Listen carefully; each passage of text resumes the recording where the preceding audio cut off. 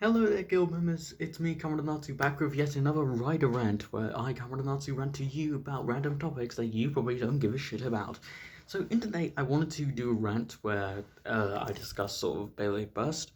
For those of you who don't know, Beyblade Burst is the current saga in sort of Beyblade franchise. It's been going on for probably about just over 5 years now, which is insane to think. And Beyblade Burst is about to start its newest season, Season 6, also known as Beyblade Burst Dynamite Battle. We don't know what the actual name. Well, the dub name is going to be called because usually what happens is whenever Beyblade Burst gets a dub of their season, they usually change the name because of Beyblade Burst God. It was called Beyblade Burst Evolution. In Beyblade Burst Chosets, it was called Beyblade Burst Turbo. In Beyblade Burst Gachi, it was called Beyblade Burst Rising, and so on. So sparking the fifth season slash Beyblade Burst Surge, which is about to get dubbed, has just ended in Japan, and we're about to get Burst DB or Dynamite Battle. And I just saw the trailer and I was like, I'm excited but at the same time skeptical. And the reason why is because Beyblade Burst has been sort of on a track record recently. Also, sorry if you can see the light reflecting there. It's very sunny outside. I should probably go outside and go for a walk after this. But any case, but anyway, um, so I sort of wanted to talk about sort of why Beyblade Burst, in my opinion, has done really well and then kind of just went on the down low. Because the first three seasons of Beyblade Burst were really good. It was a really solid story. They had great characters. I really loved the ideas that were presented in the show. It was very simple, don't get me wrong. It's a kid show. It's Beyblade. Of course, the ideas, conveyed here are going to be simple. But despite how simple it was, it mastered that simplicity to the T. It made these characters multi-layered and interesting without introducing all of these different ideas that weren't really necessary. Um, for example, in Paper Burst Turbo, while I didn't like Turbo as much as I liked Season 2, Season 2 is probably my favorite season. It probably goes, Season 2 is my favorite, so Paper Burst God slash Evolution. Chozy slash Turbo is my second favorite. The first season of Paper Burst is my third favorite. And in Sparking is currently my fourth favorite, and currently my least favorite, and will probably still be my least favorite, depending on how good or bad Dynamite Battle is Gachi slash Rise. Um, and the reason why is because I noticed that recently there was a decline in sort of not just the ideas that were being presented to us, but also the way they were being presented, and also the characters that were being used to present those ideas. Um, So before I get into all that, let me just briefly explain sort of why seasons 1, 2, and 3 were all good seasons. So season 1 and 2 both focused around the exact same characters. Of course, they introduced a lot of new characters that is in season 2, but they still kept a lot of the main characters from season 1. We of course still had Vault as the main protagonist, we had Shu as the main rival, and obviously Shu is my favorite character. I love Shu. Rantaro was back. Wakia, again, one of my favorite characters, got brought back. Daigo got brought back. All these, and it was just really fun to see all these characters that we saw in season 1 who were just so cool and interesting come back into the second season. And the second season, again, had some pretty strong characters. I mean, Free has easily become one of the most popular characters in Beyblade Burst. Simply because of the fact that he was the world champion before Vault was, and the fact that Free, as was the world champion, kind of says a lot about sort of him as a blader, but also him as a person. Um, and another thing that I liked about Beyblade Burst was that they didn't try and play up the whole sort of hard work versus talent thing too much, because none of the characters in Beyblade Burst really have much talent. There's really only a few characters that I can think of that are really sort of well talented, and those are Louis, Shu, and Iga from Beyblade Burst Turbo. Um, yes, they're all talented, but at the same time, what Beyblade Burst really is as well is they don't go ahead and say, "Oh, the reason why these characters are so powerful is because they're naturally talented." It's rightly the example I always think of that, because what we learn with Shu is that yes, if you're naturally talented at something, that means that you're certainly going to be better than someone who doesn't have natural talent. But in the grand scheme of things, that isn't going to do well if you don't work hard to maintain all those skills that you already have naturally. And so, and again, it was really interesting to see sort of Shu's journey in season one into helping Volts develop into this hardworking, enthusiastic character. And then to see Shu sort of fall from grace in season two, he sort of became someone he wasn't. He was so consumed by the fact that he kept on losing that he just simply refused to accept loss. And it again, and then it was really poetic and interesting to see Vault come in and remind Shu that it is being the best at what you do isn't about how many times you win. It's about what you're willing to do with yourself once you lose. What Shu was doing before was he was shunning everyone out. He was shutting out Vault. He was shutting out Rantaro. He was shutting out all these different characters that are his friends, and he abandoned the person that he used to be, and sort of created the persona of Red Eye. He became sort of this power-hungry young man who was just so consumed with anger and hatred and an inability to accept loss. And so then when Shu comes full circle and he, comes back to his old personality, Shu isn't the same Shu that he was in season one, but he isn't the Shu that he was throughout season two. He's a very different character now. He sort of, not only has Shu matured, he's also understood why losing is such an important thing to learn and to happen to you. You don't learn anything when you lose. And so when Shu lost to Vault at the end of season two, when Vault became the world champion, he was able to wake up and sort of realize, even as powerful as he is, he can still lose, and so can Vault. Like, Vault has lost a fair amount of times, and before their final battle in season two, Vault had never won against Shu. Shu has always won against Vault. And that sort of made Vault's journey into defeating Shu and freeing him from his anger and sort of being consumed and possessed by his base avatar, Spriggan. It was really interesting to see that journey from him. And at the same time, Vault had a really interesting journey as well, because, we saw him being conflicted. He's like, Shu is my friend. He's my best friend. I don't want to have to battle him. But what Vault ultimately has to realize is that is the only way that he can free Shu from himself, is if he defeats him. But obviously, because Shu is Vault's best friend, Vault is conflicted. He doesn't know if beating Shu really is going to do any good in the world. And ultimately, thankfully, it does. And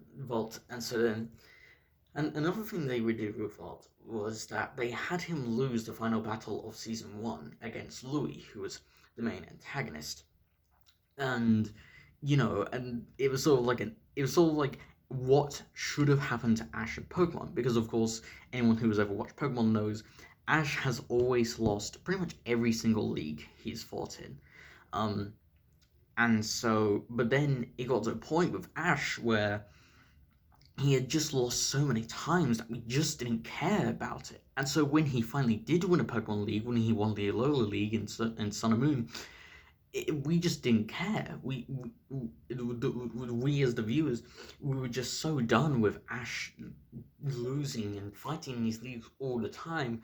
And then when he finally did win the league, it just felt like they did it just to please the fans, as opposed to, giving Ash the justice he deserves. With Vault, on the other hand, his journey from losing to Louis, who is the second most powerful blader in the world, and who at one point in season 2 was the world champion, Louis defeating Vault still didn't beat Vault down, he kept on getting stronger, and so did Louis. And then finally, we get to see Vault become the world champion by the end of season 2, and that's an incredible journey to happen from episode 50 of season 1 to episode 50 of Beyblade Burst Evolution. And then we got to see Vault sort of take a more mentoring role, as well as Shu took a more mentoring role to the new protagonist, Iga. And Iga, again, he was such a cool character. A lot of people really don't like Iga, and I don't really understand why. Because Iga,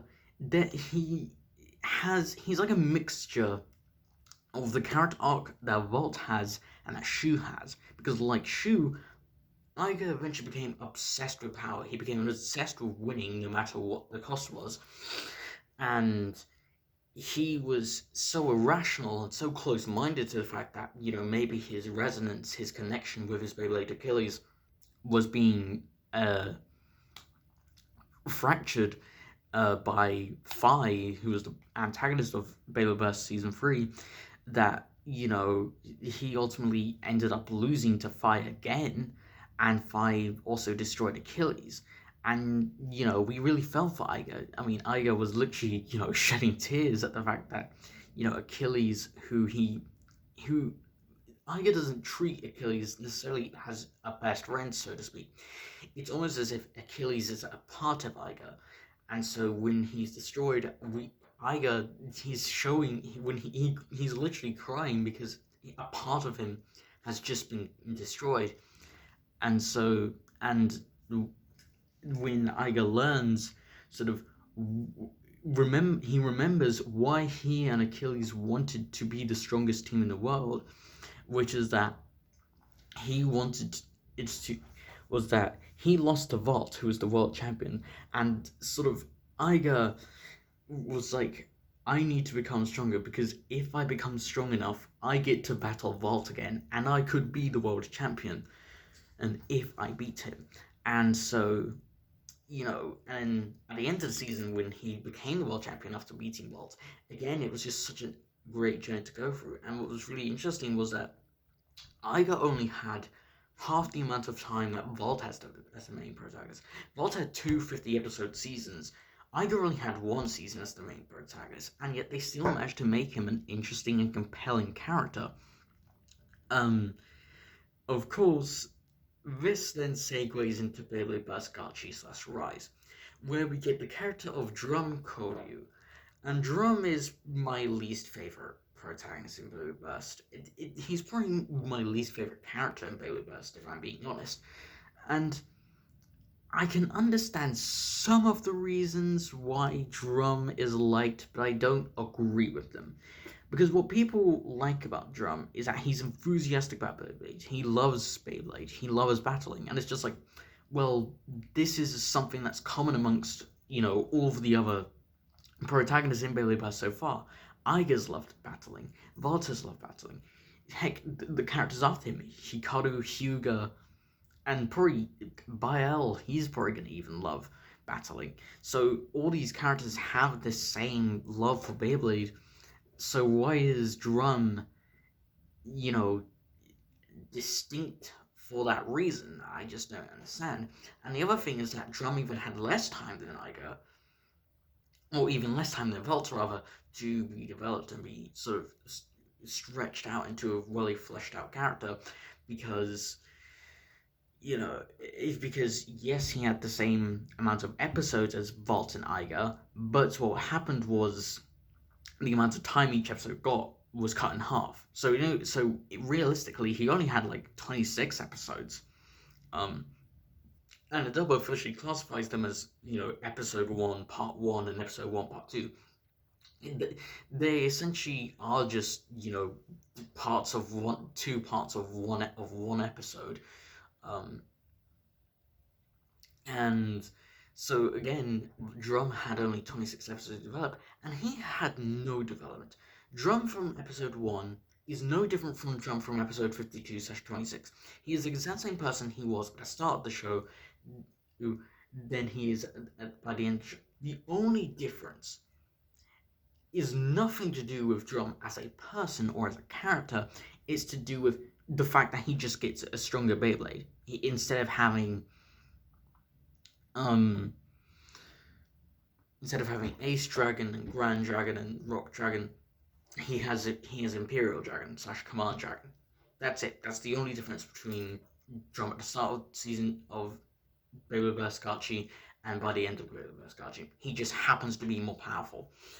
And there's the other thing is Gachi was very self-contained, and I wouldn't mind that as much if Bolt and Iga weren't there. And the reason why I mention Bolt and Iga is because, yeah, don't get me wrong, it's really cool to see both of these characters, come back, because I like Bolt and I love Iga. They're both of them are in my top 4 favorite Beyblade Burst characters behind Shu Kurenai.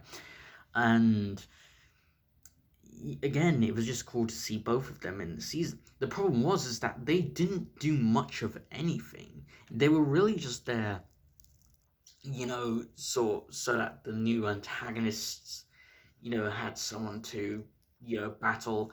And again, and Iga was only in it for really a few episodes. He didn't have that much screen time at all. And even did Vault. Vault and Iga really had no relevance in the story at all. They were just there because fan service, and that was about it.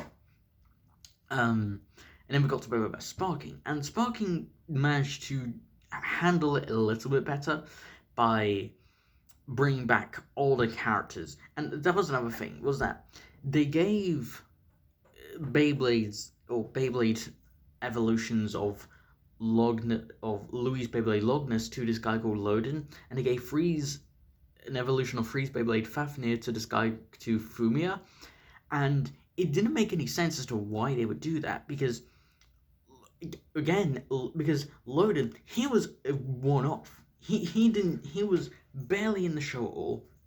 He was only there for a single arc, and he wasn't even that interesting. He was just a buff guy who was an athlete who was just now getting into Beyblade. Like, we saw that with Heijin in Beyblade Burst Turbo, and he was way more interesting than Loden. And it was just like, why does Loden have Luinol? It just doesn't make sense, because at least with Fumia, I can say that the reason he has Fafnir was because he saw Free, battle as a kid, and so he became inspired to become a blader himself, and so that's why he made Wizard Fafnir. That's why Fafnir is his Beyblade. And again, I don't really agree with Fumia having Fafnir. I would just rather them bring back Free, or not bring back any of the old characters. Maybe base this much further into the future, after Vault and the era of Vault and Shu and all that. But no, instead what they choose to do is they just give this random guy a Beyblade for no reason, and it really did just drive me insane. And with Loden, it was even worse, because he had no link to Louis. He wasn't inspired by Louis. Louis wasn't even mentioned in season 4 whatsoever. And I was just thinking, why does this guy have Logness? Like, if you're gonna give it to any character, why Loden? What's other than his name begins with the same letter as Logness? Why does Loden have Logness? Why not just give it to Louis? Because we love Louis. Louis is one of the most popular characters in Beyblade Burst. It just didn't make any sense as to why they would just give it to this random character and not even, give any link when they gave it to Fumia. Now, to be fair, that is because Fumia was more relevant to the story, if you can call his arc in the story relevant. He was a bit more relevant than Loden because he was the older sibling of one of the main characters.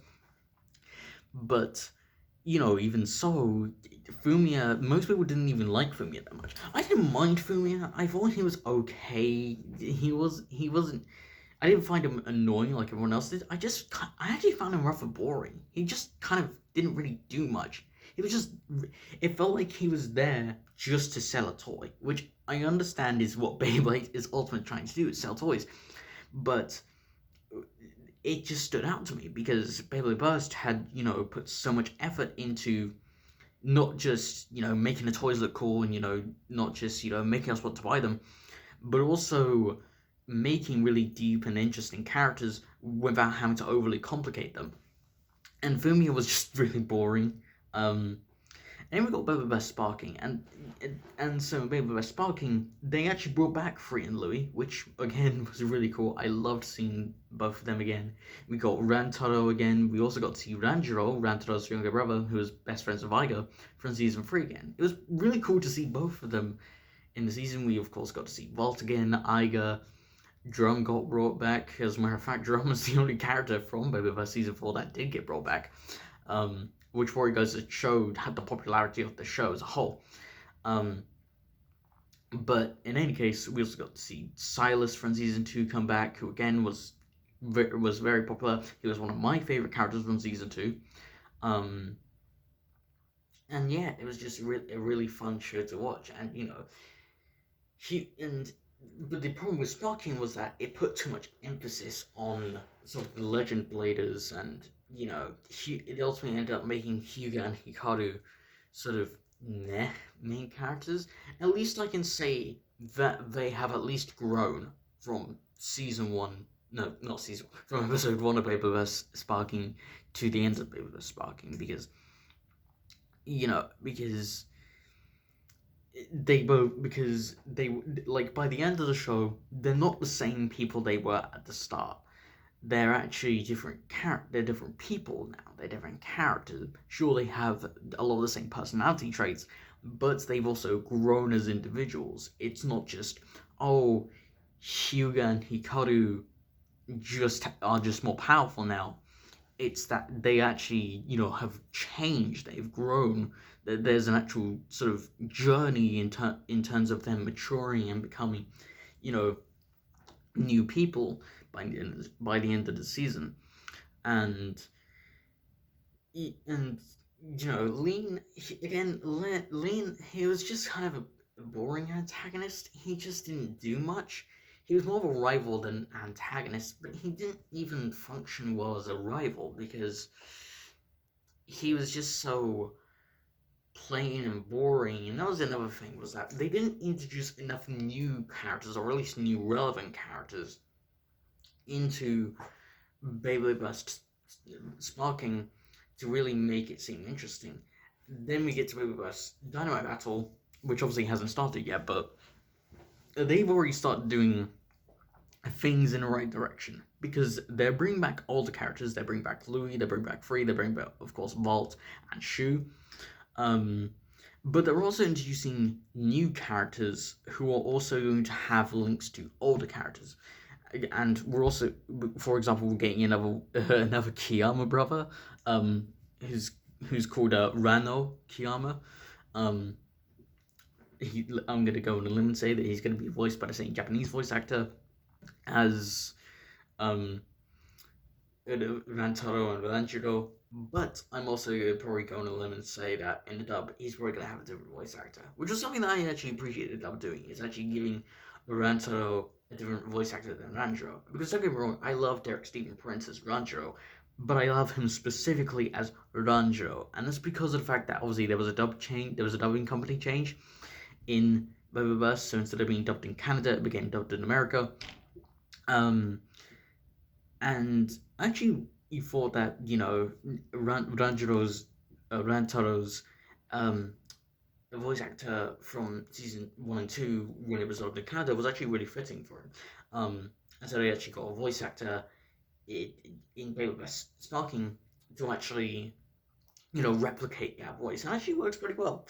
And then they're giving Xander, who's another really prevalent character, who a lot of people loved. They're giving him a younger brother, which is kind of weird, and I kind of have mixed feelings on that, because we already have someone who's sort of taken up the mantle of Xander's Beyblade Excalibur, spelled without the E. We got Xavier in Beyblade Burst Turbo. I don't understand why they're not bringing back Xavier. Maybe Xavier was just not that popular of a character, but I really liked Xavier. This could have been an opportunity for them sort of to expand on that, but of course they're not going to do that. They're just going to introduce a new character for some reason, which that's another thing.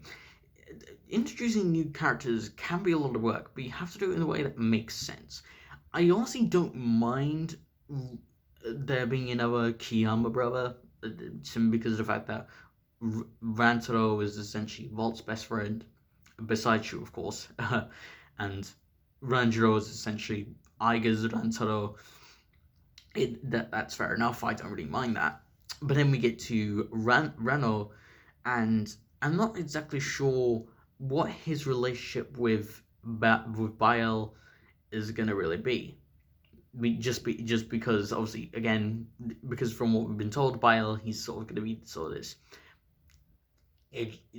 bad kid who doesn't really want to make friends through Beyblade. Of course, obviously that's probably gonna change. Um, but I'm interested to see sort of the direction that goes in, but I'm not sure really what direction that could go in, other than it's just another main character's really good buds with a Kiyama brother. That's where it just was going to happen. There's also a grey-haired character with red eyes, who a lot of people are theorizing to be Delta's younger brother. Delta being Drum's rival from Beyblade Burst Dynamite. And he was essentially sort of his equivalent to Shu. And I really like Delta. Again, Delta, he was really interesting. He was a really good character. And then it seemed like they scratched all pretty much the ideas they had to develop Drum into developing Delta. And it just sort of made Drum so crappy. And Delta, he wasn't my favorite character in Beyblade Burst Dynamite, but he was still up there. He was still a pretty cool character nonetheless. So that's just my thoughts on sort of where Beyblade Burst could go. I hope that Bael is a good character, and yes, that is how his name is pronounced. His name is Bael, Bael, as in Bael, the King of Hell from the Oscar shirt, or the Lesser Book of Solomon. But yeah, I hope Bael has. Sure, he's probably going to have a very basic character development. He's going to sort of be more friendly by the end of the show. He's going to be a little bit more rational by the end of the show. But at least he's going to actually have an interesting development that's going to be fun to watch, as opposed to what we've got over the last two seasons, which is just Hyuga and Hikaru sort of doing not a lot of... They're not really carrying the story. What's carrying the story is a lot of the side characters, and again, like I said, Drum, he just didn't change at all. He stayed the same person that he was in episode 1 to the point where, to the last episode of season 2, or season 4. And then he still didn't change at all in season 5. He, again, didn't really do much of anything. He was probably the least relevant legacy character that we got back, which I'm fine with, because I don't like Drum at all. But yeah, so that's pretty much gonna have to do it here. This is probably the longest rant that I've ever done in my life, but whatever. I didn't have much else to do today. So thank you all so much for watching this rant. If you actually chose to watch it, of course, if you have a different opinion or you have something you want to share, please let me know in the comments below. And if you want me to, and also comment if you want me to do another rant, and say which rant you want to do. Just again, put it in the comment section. Also, if you like this rant, please don't forget to push that like button, and if you haven't joined yet, please join the guild and subscribe. It'll be a very fun time for you all. Of course, that's going to have to do it for me, ladies and gentlemen. So, I shall see you all in the next guild gathering. Bye-bye!